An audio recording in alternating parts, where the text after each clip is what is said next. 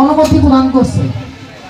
সেই ক্ষেত্রে শিল্পীরা আপনি একটু দয়া করে চালু করে, যদি আপনাদের খানা হয়ে না থাকে তাহলে খুব দ্রুত খানা খেয়ে স্টেজ আসবেন।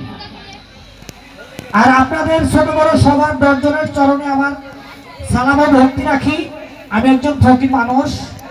আমি আপনাদের এই অনুষ্ঠান উপলক্ষে আপনাদেরকে কাছে পাই, বছরে হয়তো একবার 2বার সবার মুখটা আমি দেখতে পারি। আমি একটা জিনিস অনুরোধ করবো, যার যার জায়গা থেকে আমার দিকে লক্ষ্য রাখবেন এবং কোনো ভয় হাল্লা করবেন না। একটু কষ্ট হইলে হয়তো কিছুক্ষণ পরে শিল্পীরা দাঁড়াইলে লোকজন আসবে, আমার জায়গাটা অল্প, তাই একটু কষ্ট হয়। তাই এখানে আমার নির্ধারিত কিছু লোক আছে যাদের গলায় গামছা দিয়ে আছে, তাদেরকে আপনি জানাবেন। আমার কমিটির পক্ষ থেকে যাদের গলায় আমি গামছা দিচ্ছি, আজকের এই মহতী সভায়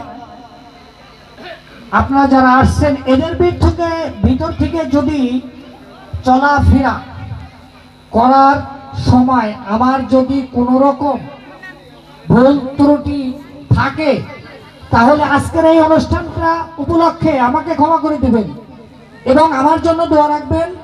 আমি যেন আবারও সামনের আরেকটা অনুষ্ঠান আছে মাঘ মাসের পূর্ণিমা, এই পূর্ণিমায় আপনাদের মুখটা যেন অনুষ্ঠান, তা এই অনুষ্ঠান উপলক্ষ করে যে কমিটিটা, আমার সেই কমিটির লোকজন যারা আছেন তারা আমি দৃষ্টি আকর্ষণ করতেছি, অতি শীঘ্রই স্টেজে আসার জন্য আহ্বান করতেছি।